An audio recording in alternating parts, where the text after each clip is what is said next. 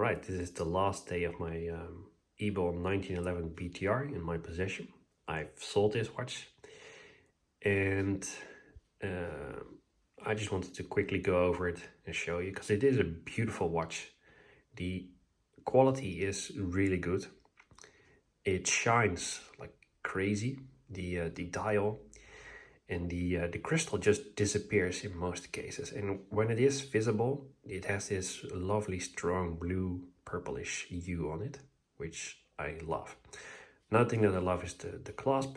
It hides, the strap hides underneath it, so it's super clean look.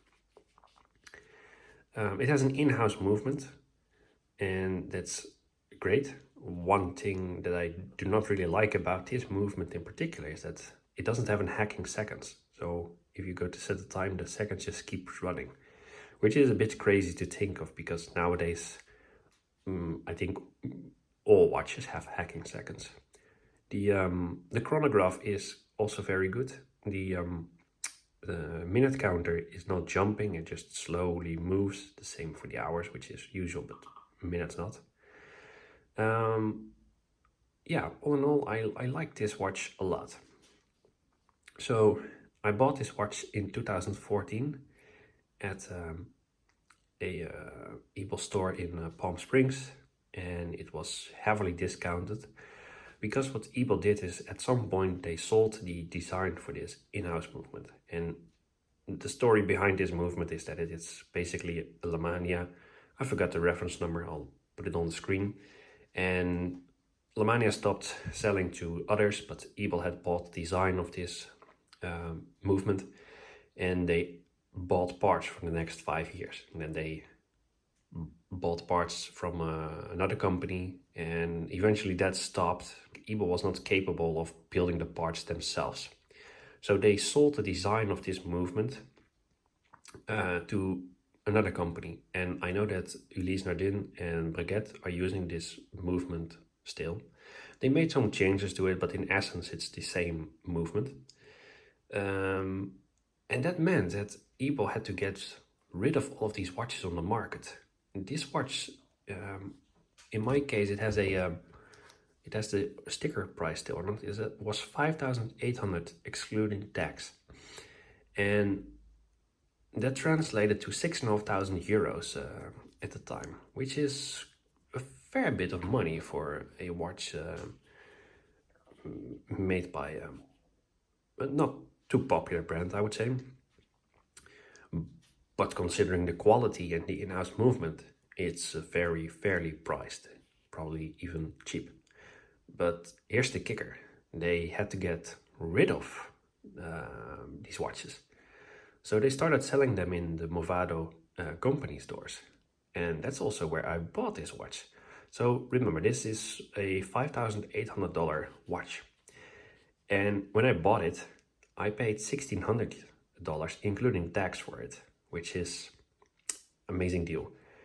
I went into the store not knowing that they would sell this watch or that they had this watch. I just went in and I saw the watch and I was like, oh, interesting. I was looking at this watch just before I got there, like in the weeks before it. I was interested in the history, the 1911 BTR, beyond the roots. Like they went back to where they started with these kind of watches.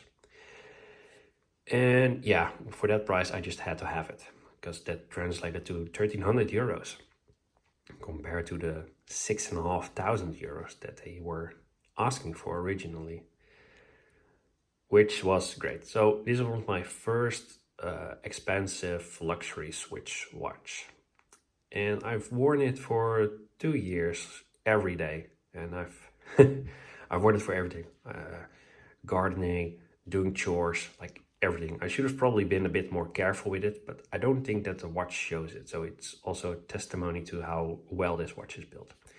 The only things that you can see on the watch are like some scratches on the corners, very minor,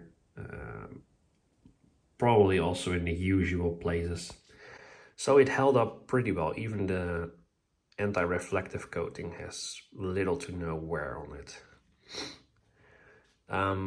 So why would I sell this watch? It has a story for me. It is a quality watch.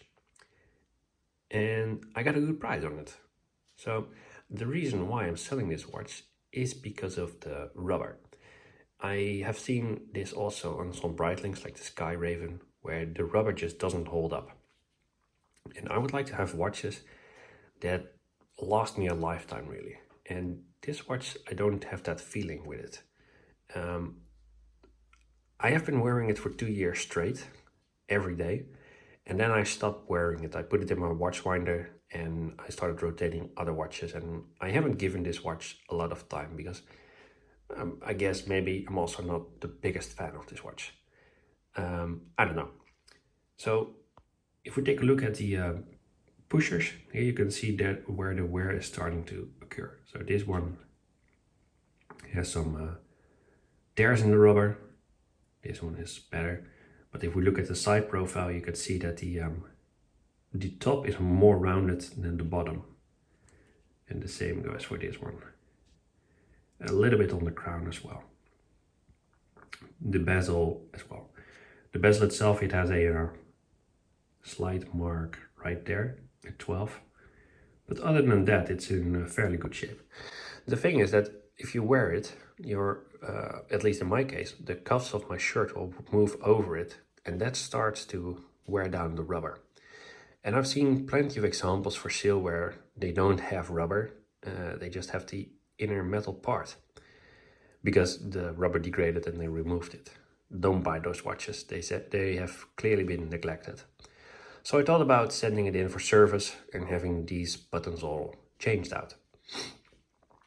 There are variants that have a metal bezel and metal pushers and crown.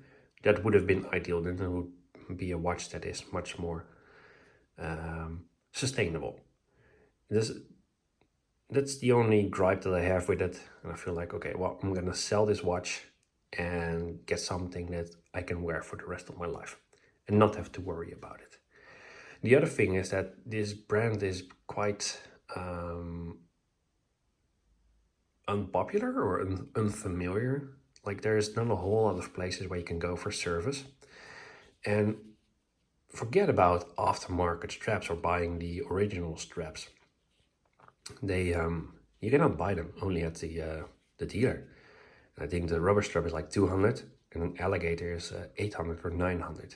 So those straps are quite expensive, and I would prefer a leather strap. I like those on most of my watches. Yeah, so it's quite hard to get parts. It's not like a Rolex where you can just have it serviced and they have the parts. And I feel like maybe at some point they won't be making the parts for this watch anymore.